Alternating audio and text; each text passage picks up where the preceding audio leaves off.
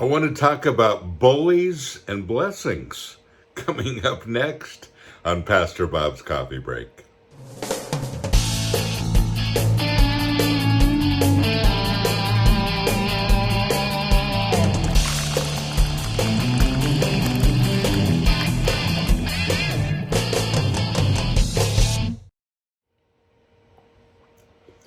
I am a victor, not a victim.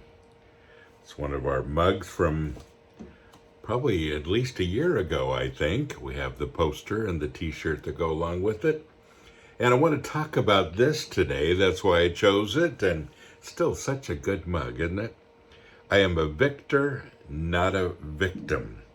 And of course, we're drinking Headbangers Brew in that mug. You say, Pastor Bob, I thought you might say that. Yeah. And once again, you can get this. And oh, let me show you.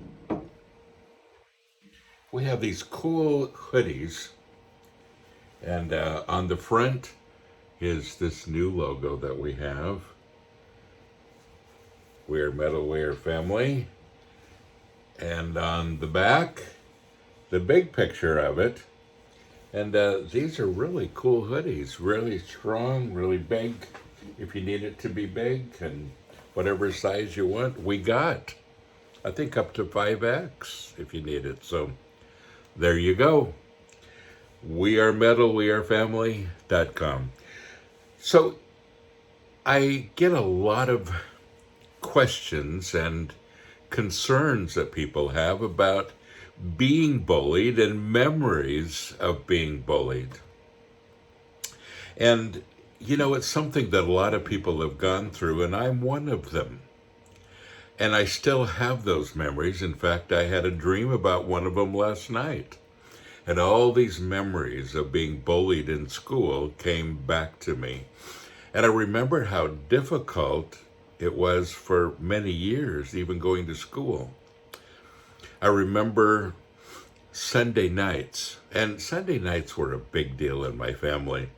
We would go, our family, and my uncle and his family, my cousins would go and meet at my grandparents' house, and we all lived right beside each other.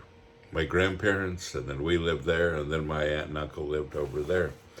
And we would all meet on Sunday nights, and my grandparents had gotten a color TV set. It was a big deal.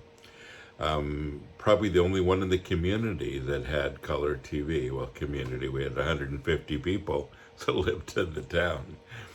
But it was a rare thing, and they had gotten one. And it was this huge TV set, and it was amazing. And there were only just a few shows in color.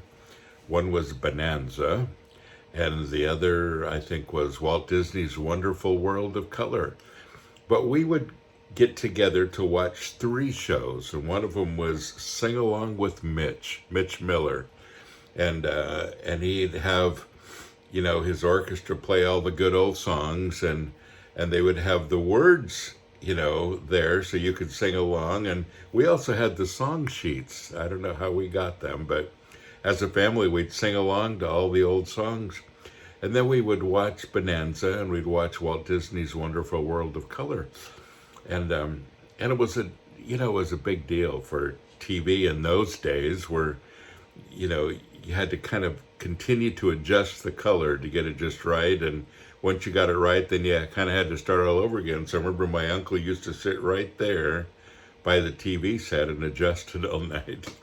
But it was a big deal, and it was a good family time. And I remember how much I enjoyed it until I remembered that I had to go to school the next day.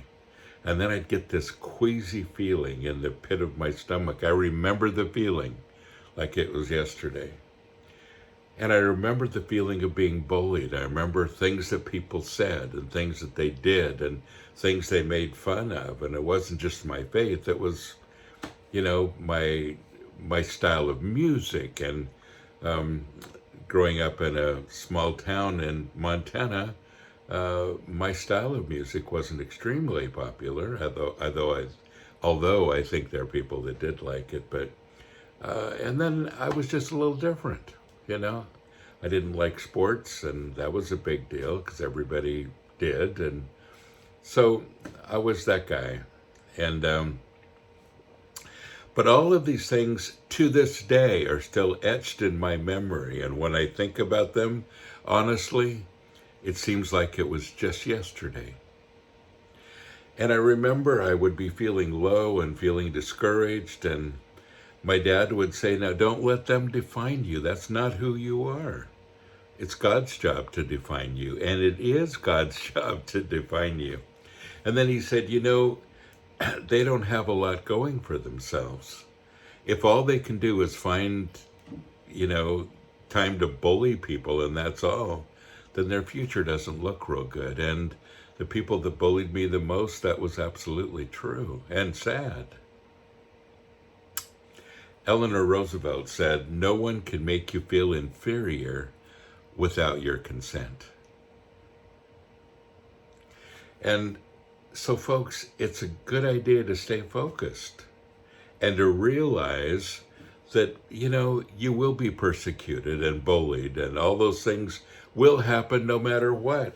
And it might be just because you're a little bit of a nerd, like I still am. And it might be because of your faith, which it has been many times in the past. And I've told you the stories. One time of getting my nose broken because somebody didn't like my faith. Let's turn to Matthew chapter 5, verses 11 and 12. And he says, blessed. Now, I love it when scripture starts out with blessed, because usually it gives you the before, the after, and the purpose.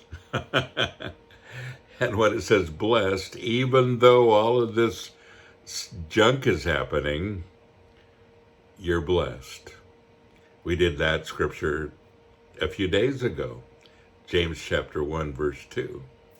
Consider it pure joy. Consider it a blessing when you face trials of many kinds. And this is similar.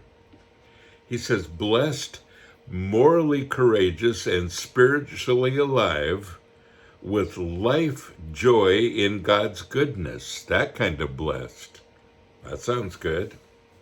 Blessed are you when people insult you and persecute you and falsely say all kinds of evil things against you because of your association with me. Now, this is a daily thing for me, and I'm not complaining, but there are a lot of people who don't like me. What's not to like? But there are.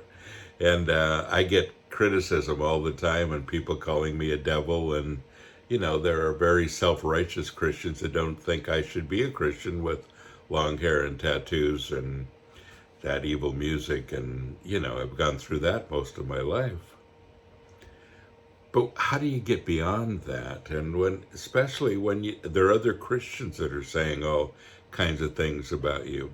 And the way you do is that you don't let them define you, like my dad said. That's God's job, and that's what it's saying here. Verse 12, be glad and exceedingly joyful, for your reward in heaven is great, absolutely inexhaustible. For in this same way they persecuted the prophets who were before you. You're not the first one to go through it, he says. Let me read this from the Message commentary. It says, count yourselves blessed every time people put you down or throw you out or speak lies about you. What it means is that the truth is too close for comfort, and they're uncomfortable. You can be glad when it happens, give a cheer even, for though they don't like it, I do. And all heaven applauds. And know that you are in good company. My prophets and witnesses have always gotten into this kind of trouble. So you're in good company when it happens. But folks, just remember, you are a victor, not a victim. And that's where you stand as a child of the King. Don't forget also, you are blessed. So go and be a blessing.